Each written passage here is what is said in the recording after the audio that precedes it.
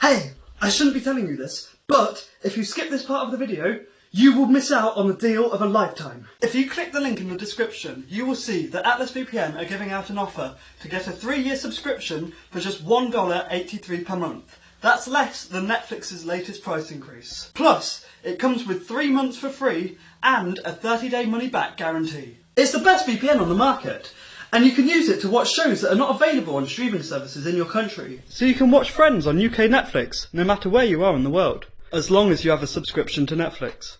You can even use it on unlimited devices, so everyone in your house can watch Friends on UK Netflix at once. And they keep your searches private, so that we'll all finally stop spying on you. But remember, time is of the essence if you want to get this offer. Just $1.83 per month to get a 3-year subscription by clicking the link in the description below. My 26F husband, 28M, doesn't like our newborn daughter. A few weeks ago, I had to GICEA C-section birth due to complications. My husband as a result doesn't think our newborn daughter is actually a baby or human being but a parasite that the doctors had to remove. I was horrified, but he insisted that we need to give our daughter to a group home and let them deal with it. He thinks our daughter would grow up to be a serial killer or awful human being despite my insistence that she won't turn out like that with great parenting. How do I convince him to not judge our baby? Get you and your baby somewhere safe and get him psychological help. This sounds like postpartum psychosis, which can occur in men and is related to the kind of sympathetic pregnancy men can sometimes get, and your husband needs immediate psychiatric help. Do not leave him alone with your baby. Does he or you have a relative who can stay with you, to give you respite while he is getting help, or can you stay with a relative? This is above Reddit pay grade. You need to remove yourself and your baby from this environment before something bad happens to your baby. What the fuck did I just read? Your husband needs help. It's not normal to feel that way towards an infant, especially your own, and it's a sign he's not handling the life change well. Has he said anything about wanting to neglect or hurt your daughter? Partner's ex wants a floor plan of my house. This is a little complicated, so bear with me. I, 24F, am in a relationship with my boyfriend, 34M. I have 2 children from a previous relationship. He has 2 children from a previous relationship and we have 1 child together. He is currently taking his ex to mediation regarding where he sees the kids, as since he met me she has stopped him being able to see the children. At mediation his ex was demanding to know who the children will be around and addresses of where they will be when with my partner. They would be around me and my children, their half-brother at my house, and would stay here overnight once or twice a month. The mediator let her know he is not legally obliged to give her this information and doesn't want to tell her, due to some threats she's made in the past. As a compromise, the mediator has suggested my partner could give his ex a floor plan to my house so that his ex could suggest where the children sleep. His ex has said that one of the children can only sleep in a room alone and has to have an Xbox and TV in his room, and the other child has to have a double bed and also sleep in a room with my partner in the double bed with him. Although what she wants regarding the boys having their own rooms, double beds etc. seems a bit far-fetched to me, it's easily doable as I have a 4-bedroom house, so there's enough room to accommodate both her children having their own rooms when they're here. The main thing I'm uncomfortable giving is a floor plan of my house. The house is all in my name, not my partner's. It feels invasive and just weird. How should I navigate this? I don't want to throw a spanner in the works and make the mediation drag out longer than it already is. However, it is my house and I don't feel comfortable with her having a floor plan. You need to find a different mediator. His ex is using the children to interfere in his relationship with you. The ex's demands for the floor plan of your home, and the authority to dictate where your partner and her children sleep, is unreasonable. Your partner's rights and interests would be better served by his attorney. No, there is nothing reasonable in this arrangement, nothing. The mediator is trying to placate her to move things along. Nothing she is demanding will ever hold up in court. You simply say, "No, I do not feel comfortable with you knowing the floor plan to my home." I don't know how this stuff works, but I can't imagine that she can actually dictate things like where the children sleep or what kind of bed they sleep in. I would push back as hard as possible. It sure does not seem like she is acting in good faith, which is a requirement for a successful mediation. I feel so bad for the all kids. This maelstrom of toxicity is enveloping them all. My girlfriend is most likely going to break up with me because of my past marriage. Hello all. I'm turning to Reddit here because I feel so lost and want an outside opinion. Basically it's what the title says.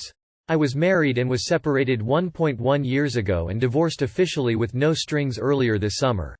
After a few months separated I met the most amazing women who I didn't think I could have feelings for like I do. Even with my ex my love has never felt so real. We both fell in love with each other really hard. Before our first date I did tell her I was married in the past and at the time she was okay with it. But since then, the only and I mean literally only issue in our relationship has been my past.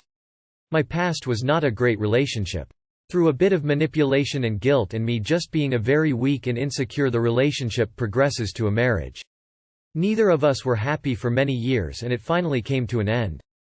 I have tried to explain to her this was my mentality during the relationship and I was really numb and empty for many years while time went by. So she came in knowing about my past and this is the only thing we ever fought about.